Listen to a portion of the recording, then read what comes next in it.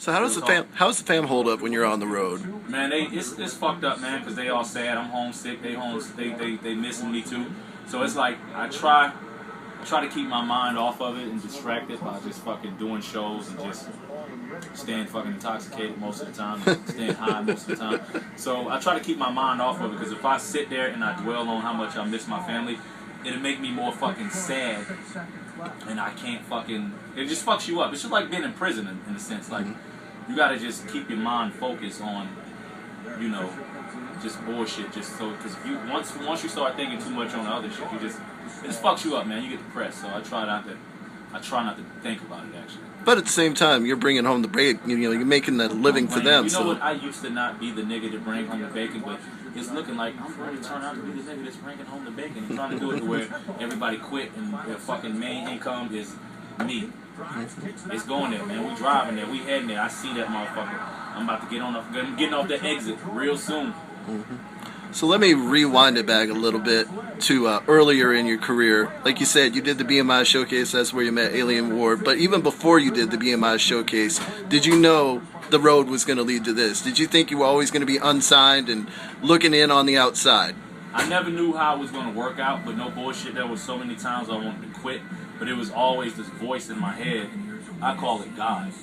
It always tell me, like, chill, hang the fuck on. There's some shit in the future is for you. So that shit always kept me like, I'm gonna listen to this. I'm gonna listen to this voice, and I'm gonna see what it's talking about. There's tons of times, man, where I want to quit. Tons of times I want to fucking even off myself, man. But something happened where I just stayed, and something still keep telling me to keep holding on, because there's even more and more beautiful shit at the end of the door. That's what's crazy. This is some knowledge shit right here, kids. If you feel fucked up, you feel suicidal, you feel hopeless. I'm so familiar with that feeling. But the thing about life is, like, you never know. Let's just say you in some bullshit for 10 years. You feel fucked up, you feel depressed, you feel like off of yourself. Let's just say it goes for 10 years. Let's just say it's just only supposed to go for 10 years of your life. The rest of your life is just fucking beautiful.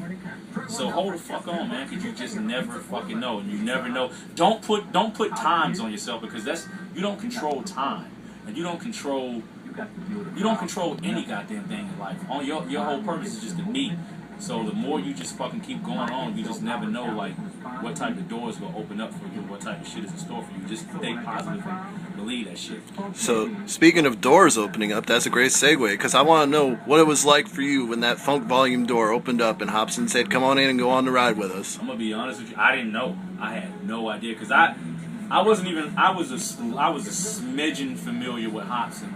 And the only reason I was familiar with Hobson is because my homeboy, I was familiar with Odd Future. My homeboy Spitzwell, he was like, "Yo, check this dude out, man. He just fucking went in on Tyler, the Creator."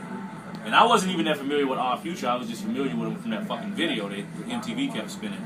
And I heard him. I was like, "Dude, dope, man. He going in." And then I think, like, later on, I heard some shit with him and Tech, and I was like, "Dude, fucking dope." But I never knew he would reach out. And so, you know, I got the email from Dane. Dane reached out because they saw the Schizo video. But even signing with them, I took a chance. Like, I had no idea. Like, I remember going to Arizona, and I went to a show. Dane invited me to a show in Arizona that him and Dizzy was doing. I was like, I had no idea Hobson was, like, popping like that. And I went to the show.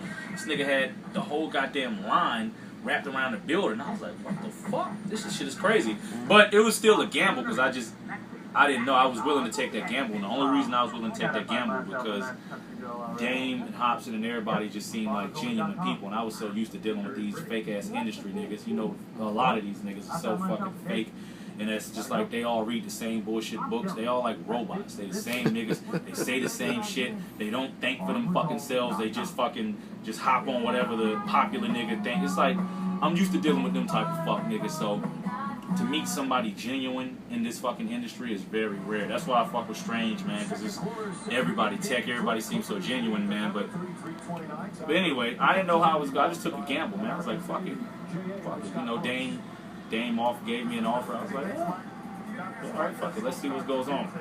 And then shit, who knew? I'm like, damn, we popping. Yeah, it's paid off tremendously. It was a gamble that paid. So it's a gamble that definitely paid off. Hell yeah. So I had no idea how it was gonna turn out.